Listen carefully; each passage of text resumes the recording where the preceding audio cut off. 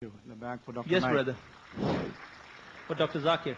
Dr. Zakir, you said there isn't any mistake in Quran. I see more than 20 mistakes in Arabic grammar. And I will tell you some of them. إن الذين آمنوا والذين هادوا والصابئون. Brother, He said in Baqarah and Hajj, إن الذين آمنوا والذين هادوا والصابئين. Which is right? الصابئون or الصابئين? Number one. Number two. brother, He said, brother, one question at a time, yeah, please. but at the same thing, he said in Surah Taha 63, إن هذان لساحران. Mistake. إن هذين لساحران. Can you explain that? And there is more than that mistakes. Brother will allow you only the One- first part of the question. The second part will not allow because we have stated we'll allow one Okay. question at a time so others get a chance too. Okay. The brother has asked a very good question. I would like to be more concordant and agreeing. He has mentioned all 20 grammatical points. And the book is referring to Abdul Fadi. Abdul Fadi, correct? Is the Quran infallible? I can see something. Yeah. Alhamdulillah, my side is good.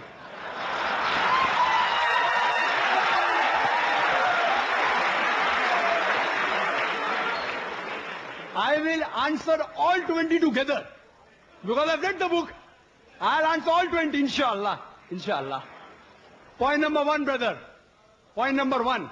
Point number one to be noted that all Arabic grammar is taken from the Quran. Quran was the highest Arabic book, a book which has the maximum level of highest literature. All the Arabic grammar has been derived from the Quran.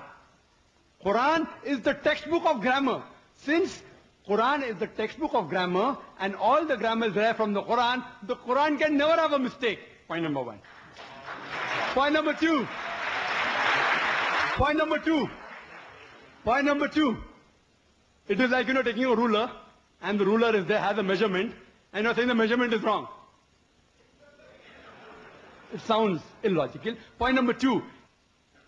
In the different tribes of Arabia, and you know Arabic, and Dr. William Campbell also will agree with me, in different Arabic tribes, the grammar keeps on changing.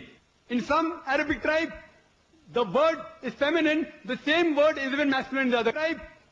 Same word, in different tribes, the grammar keeps on changing. Even the gender keeps on changing. So will you check Quran with that faulty grammar? No.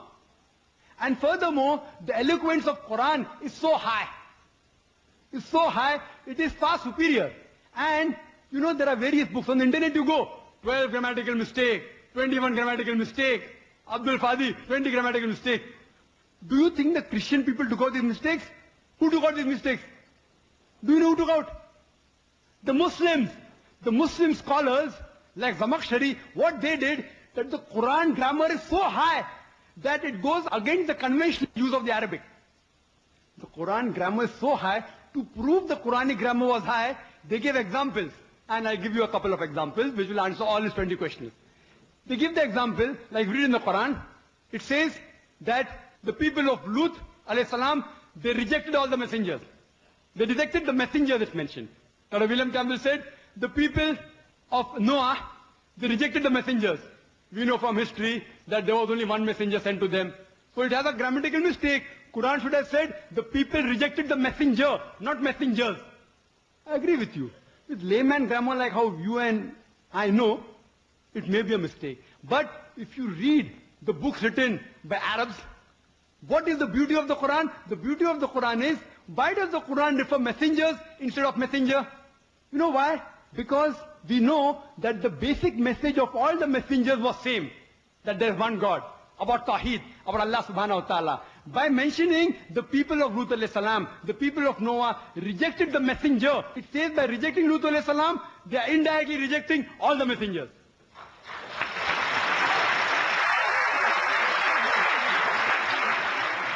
See the beauty, see the eloquence, alhamdulillah. You may think it's a mistake. It's not a mistake. Similarly, people like Anul Suraj says that Quran says, kun fayakun, be and it is. It should be kun fakana, be and it was. Agreed. Past tense is kun fakan in Arabic. It's not kun fayakun. But the kun fayakun is more superior. It says Allah, it was, it is, and can do. Past, present, and future. Thank you, Dr. Naik.